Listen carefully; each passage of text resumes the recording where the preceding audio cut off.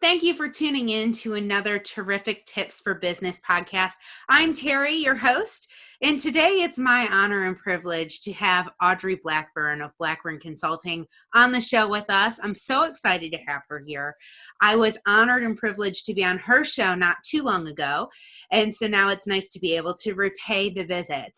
Audrey is here local in North Carolina. She's actually in the Louisville, Clemens area.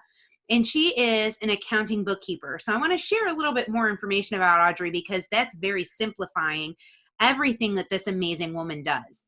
She has a master's in accounting and a bachelor's in business. And she has a passion for working with women-owned businesses and women-led nonprofits, helping to use technology so that they can move from that place of scarcity to one of abundance. She leverages accounting, bookkeeping, and advisory roles for these women, and she really provides that service, that consulting background service that we all need. We've heard the buddy system a couple of times on this show. She is that buddy for these business owners, helping them to know that they're not alone in the sea of accounting. She helps them sort that out. So join me in welcoming Miss Audrey to the show. Thank you. I appreciate it, Terry. I'm happy to Yeah. be here. I'm happy that you're here. So before we started recording, we were talking a little bit about some business ideas. Let's take this into this conversation. Let's bring it forward. Sure. Yeah. I've lost my train of thought. So we were talking, so I can pick up from here. So we were talking about advisory role. I was talking about how I do advisory with people. And we were saying that when people spend money with you, you've got to bring the value to the table. That's what it was. Yes. So we were saying, regardless of how much they spend, whether it's $100 a month or $10,000 a month or $20,000 a month, it doesn't matter, because to that person, it's got to be a valuable service because it's their money they're spending. And you were saying, let's talk about that, about bringing value without devaluing what you do. Yeah, absolutely. So you're great at doing that. You really are amazing at showing people some of the value that you bring to the table without devaluing yourself. Thank you. Share one of the tips or tricks that you use to help you do that for your customers. So one of the things I know about me is I always end up doing more for my clients than they're paying for, right? But that's the whole point of bringing value to the table. So in my industry, there's a big move away from, in accounting, everything's always been hourly, and there's a real big push to move to the value pricing. And value pricing, you're like, what's that, a fixed fee a month? No, it's not completely. It is a set fee, but it's a set fee based on the value you are providing that client. And the key to getting that is that you always have to go above and beyond. So if a client's paying you, let's say $5,000 a month, right? That's a lot of money. And they're paying you that a month. Well, they better be getting at least, $5,500, $6,000, $7,000, $10,000 worth of value every month, or it's not a reciprocal transaction, right? It's about you bringing more to the table. Right. They're not going to stay. They're not going to be happy with what they're getting if they're only getting the break even. They have to be getting more than break even. That's right. And so how I do that, and it's always a work in progress, how I do that is I try to spend just all of myself into a client. Like, I go full force. I give them my all, right? I give them everything. But in order to do that, I have to have good people backing me up, that work and help do some of this work. I have to be efficient in what I do, and I have to value my time, meaning I get very intentional about what I spend my time on the rest of the time when I'm not with clients. There are things I spend my time on that don't make money. I give a lot away. I recorded a video last night of QuickBooks, and it's a series I'm starting I put it on my webpage, and I'm recording videos showing people how to do things in QuickBooks and QuickBooks Online and QuickBooks Desktop. And the reason I'm doing that is because it's my way to give back. It's going to be free. I'm not going to charge for those. And people say, well, why would you show everybody how to do what you do? That's a fraction of what I do. It really is. And there are people out there that cannot afford an accountant. And I would rather them be educated and know how to do it right now so that when they one day can hire an accountant, they still have good records, right? And so that they don't make their accountant pull their hair out. Like, oh, what did you just bring me? Yeah. And so I get those clients, like they come with a box or a binder of receipts and they go, this is my accounting system. Well, I'd rather you come with a binder of receipts than come with a QuickBooks file that is just such a mess that I can't tell what's what, right? The expenses are out of whack. The income's out of whack. I don't even know. Stuff's duplicated. It's recorded wrong. I don't even know if the stuff's real. I'm going to have to ask for receipts anyway, because I'm going to have something to work off of, because I sure can't work off that QuickBooks file. So it's not always bad to have a client that's just real simplistic if they don't know what they're doing, right? And I tell people that. It's almost better that way, because then you're not Absolutely. having to fix what they broke. You're able to just get them on the right track. Well, I'm a big believer in telling clients, like, listen, I can fix this file for this much money. And I'll be honest, I've never had anyone take me up on the fix and the file fee because it's outrageous. Or we can start over as of this date. And I always pick the beginning of their year, right? So if they're a nonprofit, it might be the beginning of their fiscal year. If they're a small business owner, it would be January, right? And I say, listen, what's in the past is the past. Especially, it's easy to start from that point if the small business owner has already filed their taxes for the previous year. Yeah. Because I'm like, you already filed taxes, so let's just not even go there with that, unless you think it needs to be refiled because it's wrong and it needs to be corrected, which sometimes we have to do. I don't do them because I don't do taxes, but we'll start from that point and go forward because it's a whole lot more cost effective. Sure. And I'm all about, like, I'm not going to charge you money just to be charging you money, right? Mm-hmm. So I tell people, I'm like, don't even go there. Let's just move forward. It'll be cheaper. You'll have stuff right. Yeah, you won't have the history, but if you really wanted to have the history in your business, you would have done it right from the beginning and paid somebody. Right? I mean, it's the truth of the matter. And most people don't care. They filed their taxes. That was the big reason. And then what has happened is at some point they've realized that I need financial information to actually make decisions in my business, not just to pay the tax man. Right? And that's what I use it for in my business. Like, what goals am I going to set for my revenue? What does that look like? I had a client today that said she wanted to reduce her time. She has a very thriving business. She wants to reduce her time in the business to 10% of the total. Meaning, that's a big reduction. Meaning she wants to bring in 10% of the revenue. And she's got employees. So she's got plenty of employees, got a very thriving practice. But she was tracking how many sessions she does with clients because of the type of work she's in. And she realized that was the wrong thing. I said, you shouldn't be tracking that. She said, no, I shouldn't, should I?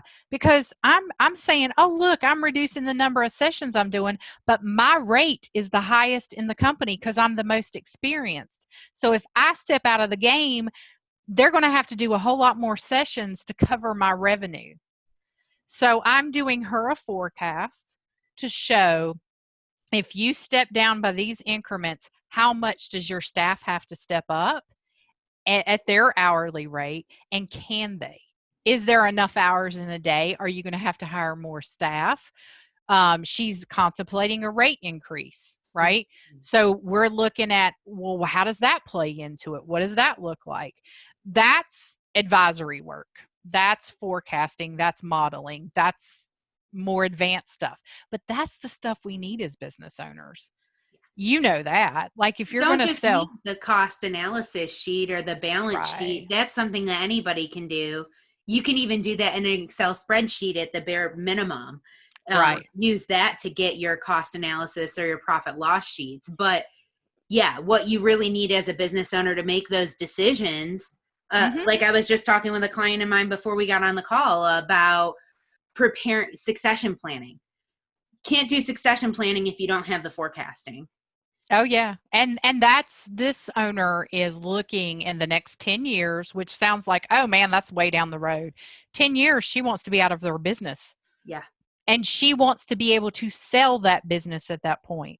Well, a lot of people don't understand what goes into selling a business. You don't think about selling a business a year before you sell it.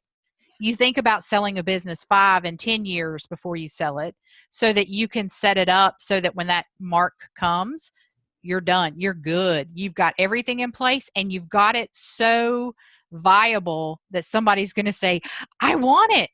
I want that. And it's going to be something someone will want to buy. Yeah. Right? I mean, there's a lot of businesses out there that I'm like, I wouldn't buy that.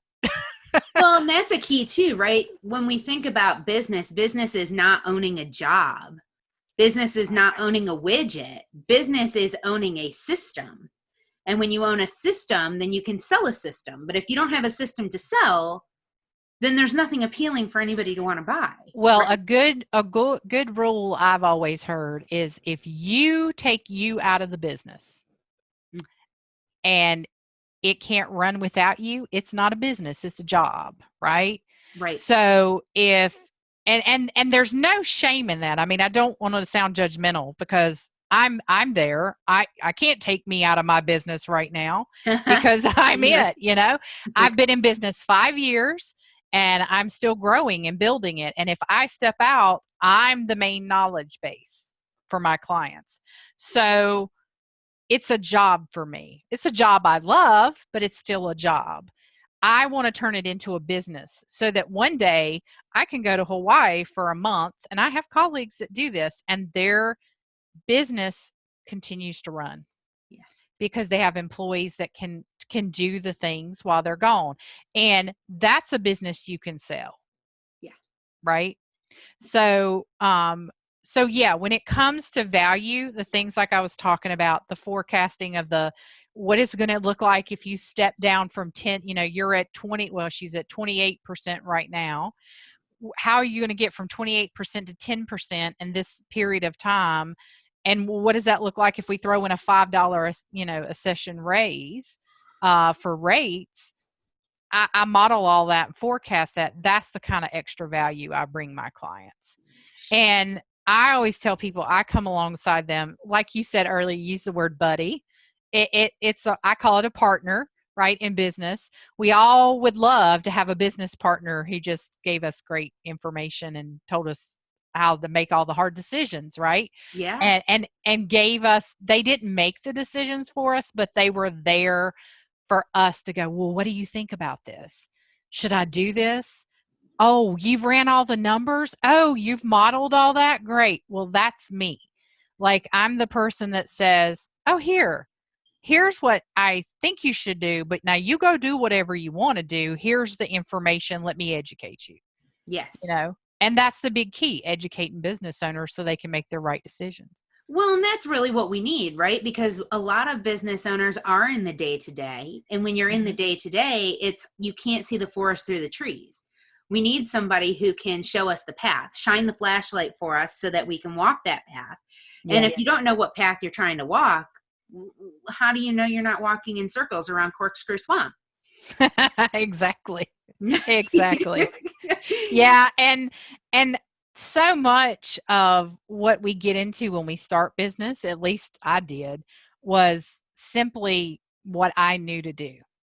And if I had not had the background in business that I'd had as an employee, I would have, I don't know how people do it. I knew that I came into this game of business more equipped than the average Joe, because I had ran businesses that belonged to other people for years as an employee.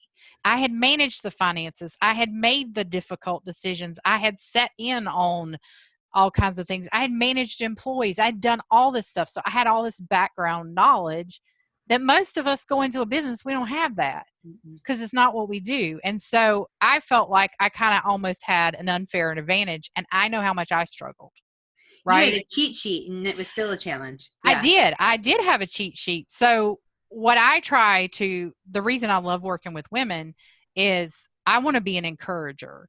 I want to tell them, yes, you can do this. And no, this does not need to be overwhelming or too much.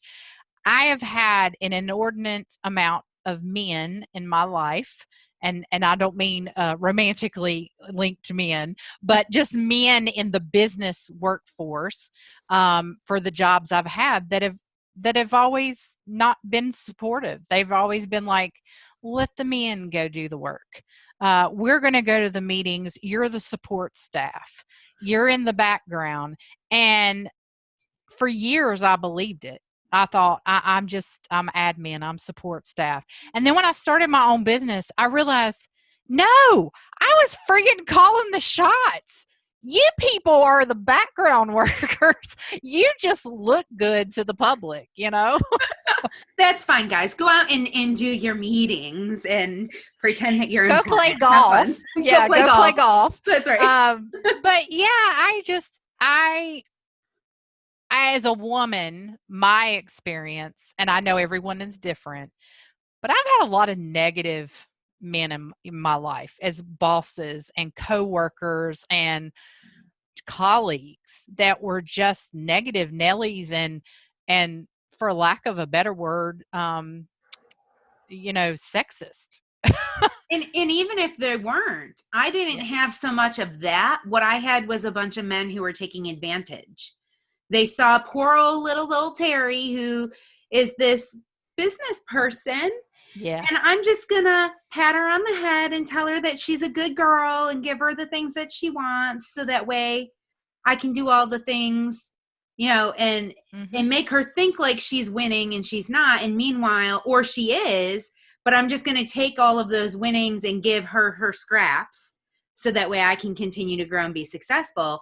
And I've had this happen so many times, and that's why I started my own business, is because I got sick of people just taking advantage of, I'm a diamond in the rough, let me just polish you a little bit and you'll be exactly what I want. And like, because I'm a diamond in the rough and you get to polish me, you get to put your seal of approval on me and you get to make money off of me. No, I'm done. And you get to pay you subpar wages. Right. And that has been a push of mine forever. Women, to give you an insight of how I really think we both live in the Piedmont Triad, how North Carolina is for a lot of women. And I'm not saying all, because everybody's different, but I live in a small county, right, where there's money and there's not money. It's very diverse, And I heard a woman have a conversation on Facebook who I grew up and went to high school with, so I know her. And she said, I don't know any woman, and this was her reality. She said, I don't know any woman that I know that's making a six-figure salary. And I wrote back and said, I know women making a six-figure salary. And she said, where? Not in North Carolina, not in our part of the county. I said, yes, I'm one of them. I said, but I work for myself. I never made that kind of money working for someone else. Right. And I, like I said, it's because, now granted, we all know that when you're a business owner, when you're going to make six figures, you got to make a whole lot more money to get six figures, right? Right. And so it's harder. It really is, because you got to work really, really hard. But that being said, I thought it was so sad that she didn't know anybody that made that kind of money. Now, granted, I know women that work for people that make that good money. I mean, but I think the difference too comes with education and comes with exposure and comes with opportunity. And don't even get me started in white privilege. I mean, we have white privilege, and not everyone has the same opportunities. And so all that being said, the money is there, but I think women proportionately, and Black women and Hispanic women don't get offered those same salaries that white men do. And, who knew that I was going to take it down that avenue, but it's the truth. That's I where we mean, are. white men have ruled the boardroom, I call it. It is changing, it is. And they've ruled the salaries that women make. And I had this argument with a colleague a while back, and he's African American, and he said, Audrey, Black men have had it rough, and he was telling me things, and I agreed with him, and I completely understood, and I said, but what would it be like to be a Black woman? Hmm. And he stopped, and I said, she's being disparaged because of her race, but also of her gender. And I said, I don't think you get that. And another friend that was listening in was like, oh, Audrey just burned you, And I said, no, think about it. Women do have things hard Yeah. when it comes to the workplace. And I'm not saying that like we're weak or nothing, like, don't get me wrong. And I'm not saying that all men are pushing down on women. They're not. But I'm saying as a generalization, right? Mm-hmm. And so that's why I work so hard to support women, Yeah. because I've been there, and I still fight against it. I've went and done big advisory contracts with businesses that were male dominated, and when I gave them my results, they said, that's not right. And I knew where it was coming from, because it's like, you don't know what you're talking about. And I'm like, oh, yes, I do. And then a month later, I'm gone, and 2 months later and 3 months later, and oops, they filed bankruptcy. So But you you're didn't like, see that one coming, did you? Because you were wrong. exactly. But that being said, and then I've worked with phenomenal men, right? Like my longest running client is a guy. And I have worked with some amazing men too. And I'm not saying that every guy that I've worked with is taking advantage of me. I don't feel that I know way. you're not. I Yeah. feel very much like there are amazing people, but listen, there are terrible women out there too. There are women who Absolutely. do nothing but tear down and take advantage and belittle other women Absolutely. too. So it's not like a man or a woman thing, somebody No, is better than the other. it is not. It is a matter of owning your power. Mm-hmm. And coming into it and saying, look, this is how it's been, but it doesn't have to be this way anymore. And I have the ability to change that. Yes. I was having a really good conversation with a client of mine the other day. And, it's fascinating because you were talking about how men are kind of at some point we're controlling what women could make. And as we're talking about the race and the sex thing in business, Mm-hmm. she is a woman business owner who's an entertainer, entrepreneur. And she's complaining to me about her husband stealing her money. Yes. And my husband looked at me and he was like, what? When did that change? It used to be the guys had the money and the women were marrying them so that they could be made and be taken care of. It and has now all changed. of a sudden these men are like marrying these women so they can be made and taken care of. He's like, what just happened? Well, and not only that, there's a dynamic, and there's a dynamic in even my family that nobody's taking advantage of anybody, but consciously and intentionally, like my husband wanted to start his own business. I told him to quit his job. He was like, I can't quit my job. I'm like, yeah, you can. I got this. And he was like, what? And I'm like, well, it's going to be tight and it's going to be hard. And I'm not going to tell you that there won't be some months that I'll be like, I wish I hadn't told him to quit his job. But if this is what you want to do, I've done the math. Well, I think we can pull it off, right? And so we made that intentional decision together. He quit his job. He's been in business now about a year and a half, was doing really well. Then COVID hit. And when COVID hit, business tanked for him because of what he does. He's a metal fabricator and stuff. But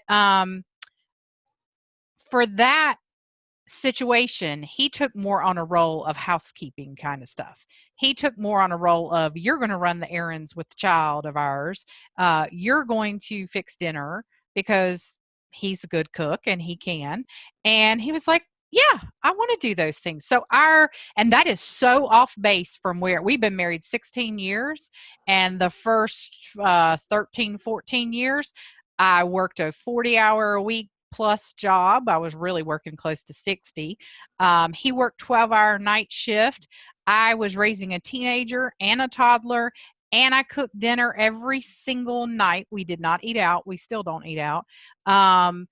And I did the laundry and the house cleaning and this and that. And my teenage son did the yard work because my husband was never available because he worked all the time and he had to sleep. Right. So to say there's no inequality, right? Nobody took advantage of anybody. I look at it that when I wanted to stay home with my daughter, he made that possible by working himself to death so that I could stay home with her for 2.5 years. Wow. And now I had the opportunity to say to him, this is what you've always wanted. He didn't blink an eye when I told him I wanted to start my own business. Mm-hmm. Right.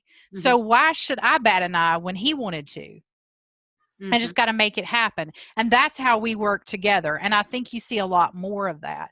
But you do. I mean, I know of a situation where a man married a woman because she's wealthy and she's an author and he's a kept man. That's all I can say. Sugar daddy. And look, there is nothing wrong with that if that's your life. Man, that's right. Good for you. Congratulations. You won. That's win. Right. That's right. That's your life. That's awesome. And to bring it full circle or bring it back around, the idea of empowering women in business, helping them to take that control back into their own hands, mm-hmm. is really valuable. We need that. We need to know that if you're in business, whether you're a franchise owner, a direct distributor, or you've started something your own, you need to know you're not in business by yourself. You're not on a desert damn island. That's right. Yeah, go out and find your people is what I said. That's what I did early on. I not only went out, and I've told you this many times, my first 6 months in business, I networked like it was a 40-hour-a-week job. I put 40 hours a week in networking, and I would do my client work at night and on weekends because I felt it was that important to get out and be known locally at the time. And it worked. It took 6 months before people knew me and trusted me. I had to develop the relationships. I wasn't in it for the short term.